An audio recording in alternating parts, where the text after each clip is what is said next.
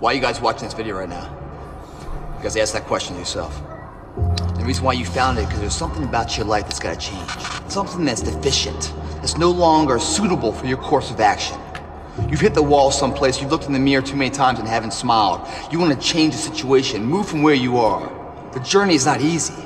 But before you start that journey mentally, you must fuel yourself with the right reasons, the right fuel to sustain the entire journey. Everyone's hot off the start, but after a month or so into it, or a couple weeks into it, where the wear and tear and the grind starts to hit you, you start losing focus on the horizon, do you not?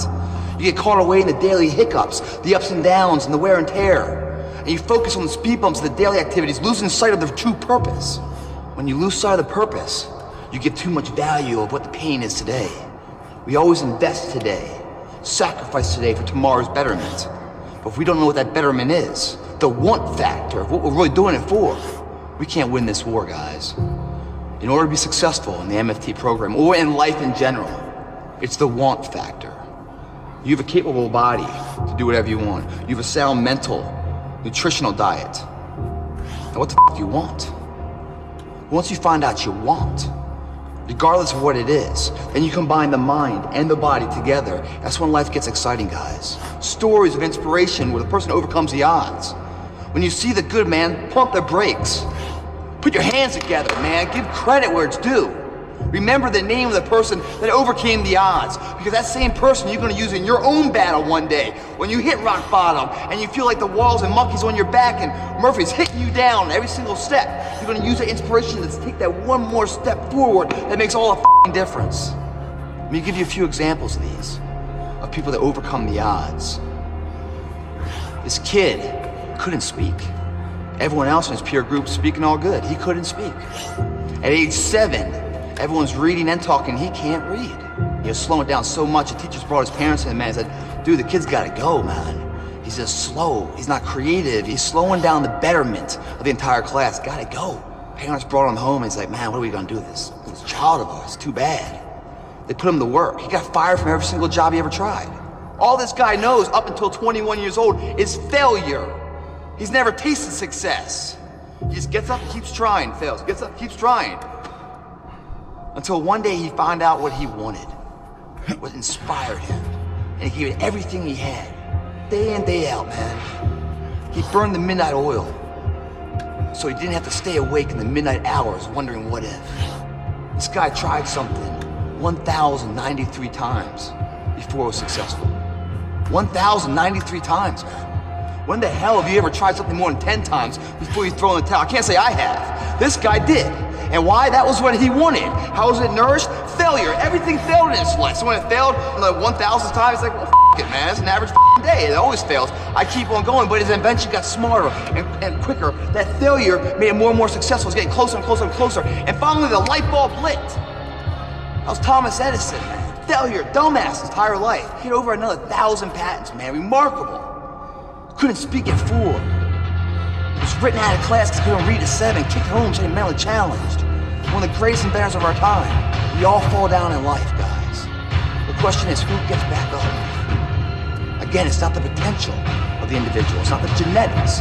It's the perseverance. The never say die attitude. If you constantly keep throwing shit against the wall, eventually something will stick, guys. Never give in to what you want. When you find out what you want, and you combine that with a sound mental diet, visual nutrition, a physical diet of good food coming in with good exercise, you build the body, the belief, the confidence. You put that together with a want and a drive, dude, you're unstoppable. Your name will forever be in history. If you do it though, because it's hard, it's an uphill battle. It's a path less taken, not the beaten path everyone else takes. It's a path that leads to character. You gotta earn that.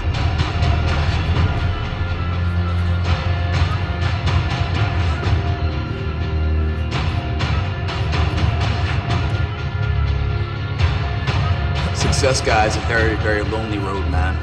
Very few people are willing to endure the pain, the sacrifice, the diligence to be successful. It's an uphill battle. Along that road, you're not gonna see too many friends. You're gonna see your shadow most often. You gotta trust in the heart of hearts, inside what you're doing, what you believe in is a word he calls a winnable fight. See, the thing is, for many people, they've tried the same path you're on, and they failed. As we walk this journey, you're gonna see carcasses all over the place, and people that didn't quite have it. It should inspire you, but you got further than that person. But you're not looking to get further, you're looking to finish. How do you know you're on the right path? Where do you go to ensure that? You talk to your neighbor. No, you don't talk to him. I'll tell you about the neighbor, guys. That neighbor's gonna come in, man, and if you're a little chubby, a little overweight, you'll be like, hey, man, I'm thinking about doing a routine, man. I'm getting a training program where I lose some weight. He's gonna encourage you at first. Say, yeah, you should. Basically insulting your ass, and you're fat, and you lose some weight. It's never support. It's negative shit. Oh, you should lose some weight. So you take his advice, you start training, you start doing something, you start to get in shape a little bit, maybe at his level. Then all of a sudden he's gonna start asking questions. His tone's gonna shift, especially as you get in better shape than him. Then he's gonna start talking shit. Because what happens now, guys, is that your success is like a spotlight shining down on their missed opportunities. Success, many will love you for it. The majority will hate you. Because your success makes them feel insufficient in their current endeavor. Reminds them of where they could have done it, but they came up short, and how they didn't revisit it. Where they went at it and failed, and failure is what stood. They never revisited it again. The difference between a winner and a loser, the failure's there every single time. It's just the winner gets back up and does it again, until it goes his way. So now you're down that path and you're all alone. How do you know you're on the right path? How do you know what you're doing is in the right direction? If you're wondering if you're on the right path, look at the small things of life. How do you do them? When you wash your car, you spend an hour washing your car. You finish washing, you put the hoses and everything away and the brushes. You come outside to look at the job you did, but you notice a spot's missing. What do? Do you re-grab the hose and pull it all out and finish the job right? Or do you say, you know, it's good enough? And it's good enough. Because the thing about good enough is we don't know if it's enough. Until the nth hour, the final hour, and everything's on the line. That's when we find out if it is enough. And if we come up short, man, doesn't that suck? I promise you guys, if today you never say good enough, tomorrow you'll always have enough. What I'm saying is the character of who you are. It's not the title that makes you, it's not the success that makes you. The character defines the success, defines the fame, and it starts right there. Championships aren't won in the theater of the arena. They're won in the thousands of hours in the training room, in the labs, in the 5 a.m. runs, and when it's raining, when everyone else is sleeping. That's when it's won. The heart of a champion is a light switch that's always on. It doesn't go on and off when someone's watching. It's constant. It's how you look at something. If your name's attached to it, that you do it right, the best of your ability every single time. If you're dusting your countertops, do you dust around the picture frame, or do you pick the up and dust the entire thing? Do the job right or don't do it at all. That's the same person who has his hand raised on the podium one day. Same motherfuckers. How you hold yourself in the small things of life. Build the character winning blocks of the things that we're remembered for. I see them as one and one the same, guys. It begins right now with no one looking, man. And how you hold yourself, how you see yourself. What do you do when no one's watching? If you do it then, I guarantee you, you'll be doing it when everyone's watching.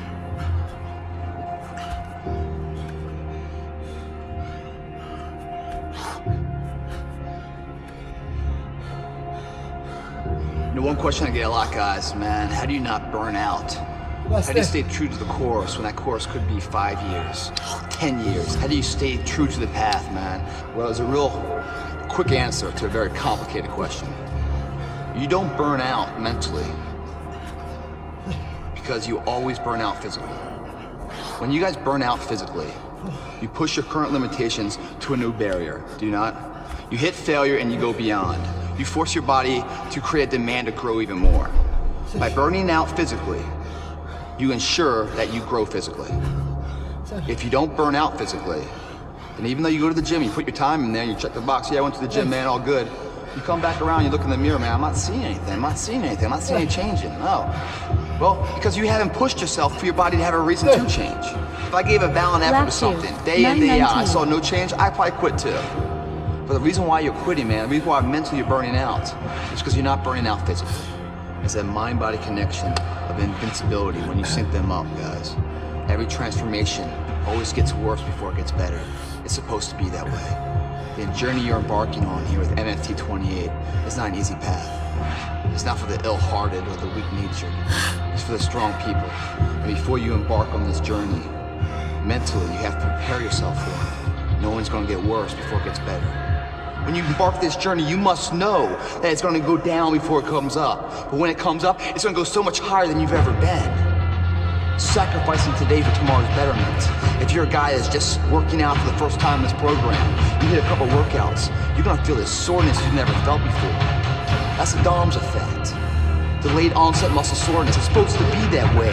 It means you're using muscles you haven't used before your body's waking up. Sharpening your arsenal for perfection of what you can be. But if you didn't know that, mentally, you didn't prepare for that, you think something's wrong, maybe it's time to stop. No, it's time to move even further. You have to be equipped mentally to endure this process. Knowing what you're about to go into is step one. Knowing it's an uphill battle, but a winnable one and one that's achievable. And at the end of this race, guys, you're gonna be more capable. The first step, guys, is knowing it's a tough road. But through that effort, builds the character of the person you wanna be at the end. Accept that. How else do we stay on track? We document everything. To know where we are, guys, we must first know where we've been. And when we hit plateaus in our current day, the key to success to break that plateau is in our past. You take a picture of yourself on day one, you put it on the mirror. That's who I'll never be again, that's day one, say goodbye to him. Behind that picture, you write down your weight, your height, all your information, your body fat, tape measures around your arms, your waist, your thigh. Record where you've been. Because when the struggle gets hard, and you feel like you're not going anywhere, you go back to that day one, remeasure, go, it's working. How about them apples, man? I'm on set, I'm on path, I'm actually achieving something. It gives you confidence to continue the journey. Record everything, what you eat, your training habits, how you feel.